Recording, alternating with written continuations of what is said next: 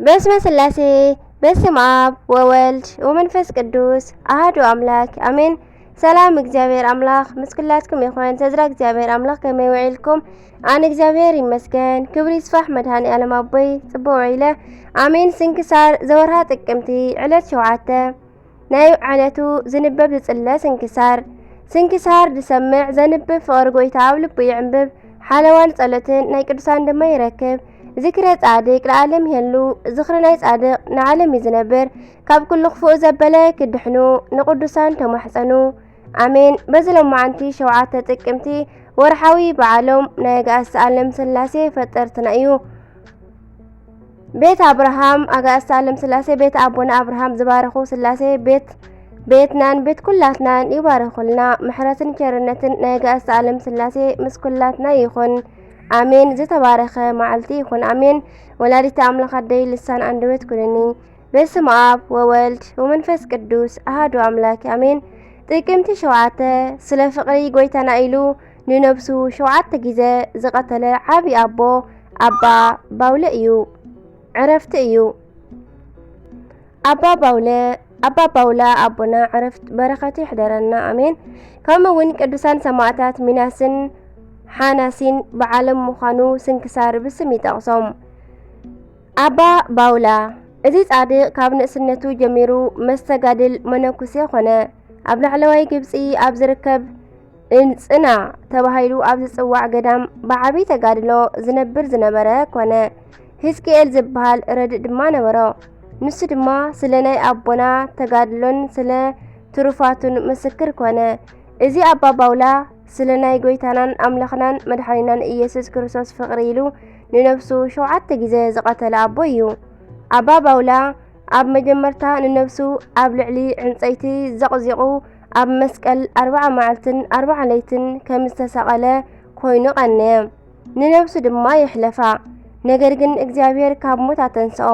ካልኣይ ግዜ ድማ ዓሳታትን ዝተፈላለዩ ዓሳታትን ምእንቲ ክበልዕዎ ንነፍሱ ናብ ውሽጢ ባሕሪ እተወ እሞ ነገር ግን እቶም ዓሳታት ኣይተንከፍዎን።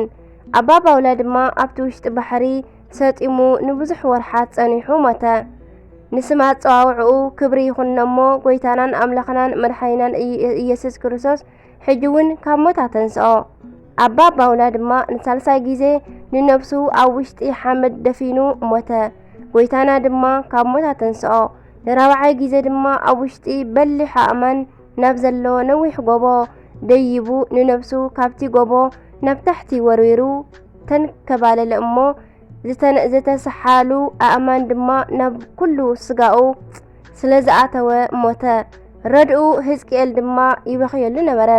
ሕጂ እውን ጎይታናን ኣምላኽናን መድኃኒናን ኢየሱስ ክርስቶስ መጺኡ ንኣባ ባውላ ካብ ሞታ ተንሲኡ ኣጸናንዖ። ነገር ግን አባ ባውላ ሕጂ እውን ን5 ግዜ ናብ ነዊሕ ገረብ ደይቡ ናብ በሊሕ ኣእማን ተወርወረ። ኣብ 2 ተመቒሉ ድማ ሞተ። ሕጂ እውን ጎይታና ኣተንስኦ። ንሻድሻይ ግዜ ድማ አባ ባውላ ንርእሱ ኣብ ውሽጢ እግሩ ኣሲሩ 40 መዓልትን 40 ለይትን ከምኡ ጸኒሑ እውን ሞተ። እግዚአብሔር ኣምላኽና ድማ ሕጂ እውን ካብ ሞት ኣተንስኦ ንሻድሻይ ግዜ ማለት እዩ። ንሻውዓይ ግዜ ድማ ናብ ውሽጢ ማይ ዘሎ ጉድጓድ ኣትዩ ኣእዳው ዘርጊሑ 40 መዓልትን 40 ለይትን ብምቓሙ ሞተ።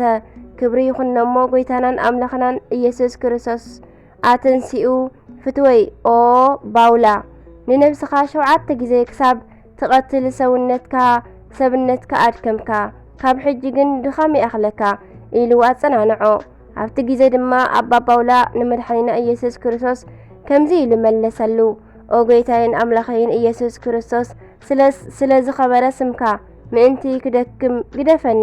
ንስኻ ኣምላኽ ከንስኻ እኳ ስለ ናብ መከራ ደኸምካ ስለ ደቂ ሰባት ሞትካ። ንዓና እዚ ኣይግብአናን ነበረ።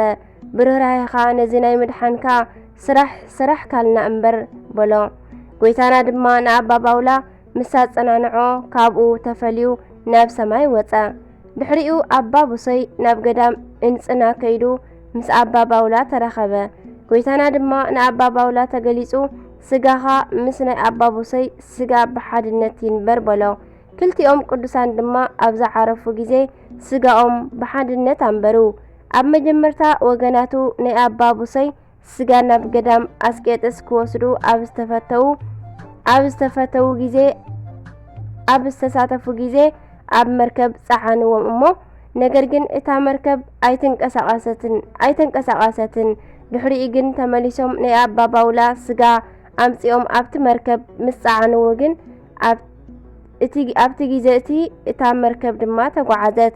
ብኸምዚ ዓይነት ኩነታት ናይዞም ቅዱሳን ስጋ ናብ ገዳም ኣስቄጥስ ኣብጺሖም ኣብ ውሽጢ ናይ ኣባ ቡሰይ ቤተ ክርስቲያን ብሓድነት ኣንበሩ። ክሳብ ሕጂ ኣብኡ ይነብር ኣሎ። ናይ ኣባ ባውላን ናይ ኣባ ቡሰይን ረድኤቶም በረኸቶም ይሕደረና፣ ብጸሎቶም ድማ ይምሓረና። ኣሜን። ስለ ጎይታ ኢሎም ንዝግርፋት ዝተቐበሉ ቅዱሳን ኣቦታትና በረኸቶም ይሕደረና፣ ብጸሎቶም ድማ ይርዳአና። ኣሜን። ጥቅምቲ 7 ዝኽበሩ ዓመታዊ ናይ ቅዱሳን በዓላት ድማ ኣባ ባውላ መስተጋድል፣ ኣባ ሕዝቅኤል ጻድቅ፣ ቅዱስ ሚናስ ሰማዕት፣ ቅዱስ ሓናሲ ሰማዕት። ወርሓዊ በዓላት ድማ ስሉስ ቅዱስ ፈጠርትና አብ ወወልድ ወመንፈስ ቅዱስ፣ ኣባ ጊዮርጊስ ዘጋስጫ፣ ኣባ ሲኖዳ ናይ ባሕታውያን ሓለቓ፣ ኣባ ዳንኤል ዘገዳመ ሲሓት፣ ኣባ ባውላ ገዳማዊ፣ ቅዱስ አትናቴዎስ ሐዋርያ፣ ቅዱስ አግናጢዮስ ናብ ኣንበሳ ዝተውሃበ። አሜን። ሽዑ ጎይታ ኢየሱስ ንደቀ መዛሙርቱ በሎም ንህይወቱ ከድሕና ዝደሊ ከጥፋ እዩ። እዚ ንህይወቱ ምእንታይ ከጥፋኣ ኸኣ ክረኽባ እዩ እሞ ክስዕበኒ ዝፈቱ እንተሎ ህይወቱ ቀቢጹ መስቀለይ አልዒሉ ይስዓበኒ። ንሰብከ ኩሉ ዓለም ረቢሑስ ንነፍሱ እንተጥፍአ እንታይ ተጠቕሞ? ወይስ ሰብ በጃ ነፍሱ እንታይ ክህብ እዩ? ይብል ማቴዎስ ምዕራፍ 16 ፍቕዲ 24። በረኸት ረድኤት ናይ ኩሎም ቅዱሳና ቸርነትን ምሕረትን ይቕሬታን ኣቦነትን ለውሃትን ናይ ጋስ ዓለም ስላሴ መስቀላትና ይኹን። አሜን። ስንክሳር ድሰምዕ ዘንብብ ፍቕሪ ጎይታ ኣብ ልቡ ይዕንብብ፣ ሓለዋን ጸሎትን ናይ ቅዱሳን ድማ ይረክብ። አሜን። ካባና ወባ ካብ ኩሉ ዝተጋገኽዎ ዘንጠቁ ብኣፈ ቅዱሳን ትጉሃን መላእክቲ ተኣርመለይ። አሜን ወአሜን ወሉ ኩሎም መላእክቲ ሰማይ። አሜን። አቡነ ዘበሰማያት ይትቀደስ ስምከ ትምጻእ መንግሥትከ ወይኩን ፈቃድከ በከመ በሰማይ ከማሁ በምድር ሲሳየነ ዘለለ ዕለትነ ሀበነ ዮም ህድግ ለነ አበሳነ ወጌጋየነ ከመ ንሕነኒ ንህድግ ለዘአበሰለነ ኢታብአነ እግዚኦ ውስተ መንሱት አላ አድኅነነ ወባልሐነ እምኩሉ እኩይ እስመ ዚአከ ይእቲ መንግሥት ኃይል ወስብሐት ለዓለመ ዓለም አሜን። በሰላመ ቅዱስ ገብርኤል መልአክ ኦ እግዝእትየ ማርያም ሰላም ለኪ ድንግል በህሊናኪ ወድንግል በስጋኪ እመ እግዚአብሔር ጸባኦት ሰላም ለኪ ብሩክት አንቲ እምአንስት ወብሩክ ፍሬ ከርስኪ ተፈሥሒ ፍሥሕት ኦ ማርያም ምልዕተ ጸጋ ምልዕተ ውዳሴ ምልዕተ ሞገስ ምልዕተ ክብሪ ልዑል እግዚአብሔር ምስለኪ ሰአሊ ወጸሊ ምህረተ በእንቲአነ ምህረተ ኩሉ ዓለም ምህረተ ምድር አጋዚት ሀበ ፍቅር ወልድኪ ኢየሱስ ክርስቶስ ከመ ይስረይ ለነ ኃጣውኢነ ተማሂፀነ ብኪ ተማሂፀነ በክዳንኪ አሜን። ወስብሐት ለእግዚአብሔር ወለወላዲቱ ድንግል ወለመስቀሉ ክቡር አሜን። አሜን ለይኩን